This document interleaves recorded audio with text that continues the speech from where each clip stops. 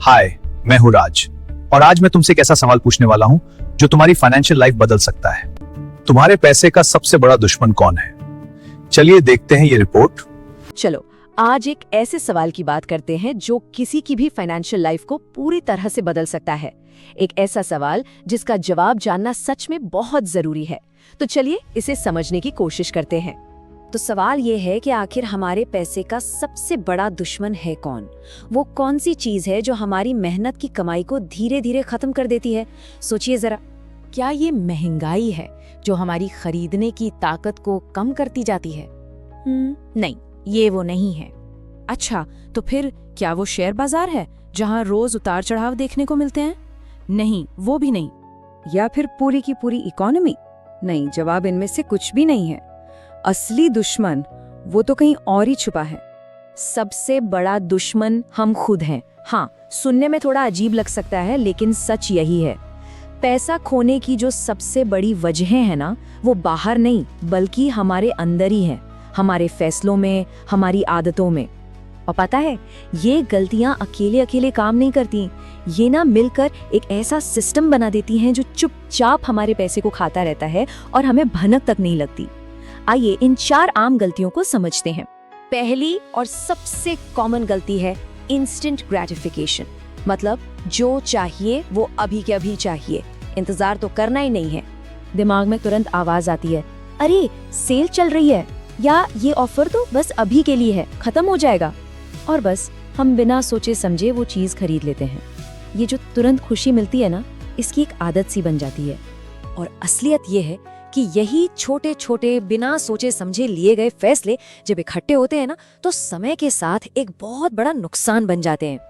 दूसरी गलती है कोई ट्रैकिंग ही नहीं करना। हमें अक्सर पता ही नहीं होता कि हमारा पैसा आ कहां से रहा है और जा कहां रहा है। कोई हिसाब किताब ही नहीं। सैलरी अकाउंट में आती है और देखते ही देखते बैलेंस 0। और जब सोचने बैठो कि भाई पैसा गया कहाँ, तो कोई जवाब नहीं होता, वजह पता ही नहीं। अब आती है तीसरी गलती, और वो है अपने कंफर्ट जोन से प्यार, मतलब रिस्क लेने से डरना, कुछ नया सीखने से बचना और खासकर इन्वेस्टमेंट के फैसले को बस टालते रहना।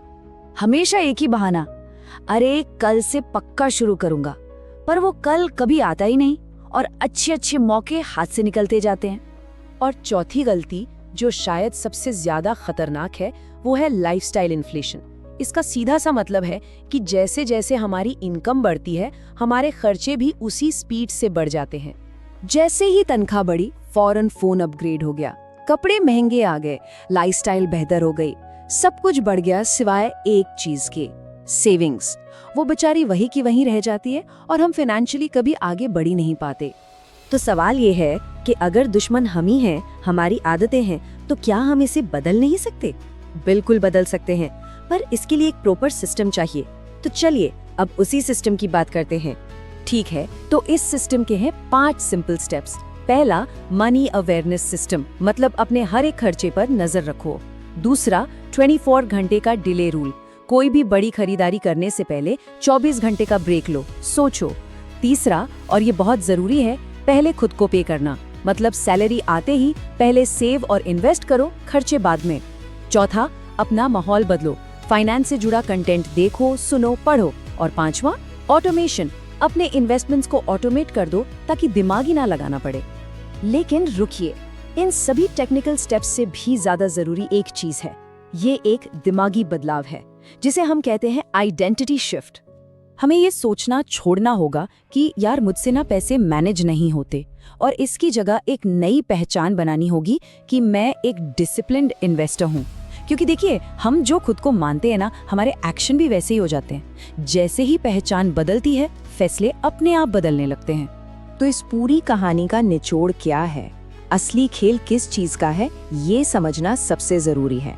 पहली और सबसे बड़ी बात, ये खेल मार्केट का या इकोनॉमी का है ही नहीं, ये खेल पूरी तरह से माइंडसेट का है। और इसी से जुड़ा दूसरा सच ये है कि ये खेल इनकम का नहीं बल्कि कंट्रोल का है। मतलब कोई कितना कमाता है, इससे ज्यादा जरूरी ये है कि वो अपने पैसों पर कितना कंट्रोल रखता है। तो आखिर में सवाल बस इतना सा है क्या हम वही इंसान बने रहना चाहते हैं जो बिना सोचे समझे खर्च करता है, या वो बनना चाहते हैं जो अपने हर फाइनेंशियल फैसले को सोच समझकर होश में रहकर लेता है? चुनाव हर किसी को खुद करना है। अगर आपको वीडियो पसंद आए तो लाइक और सब्सक्राइब जरूर करें। मिलते हैं अगले वीडियो में।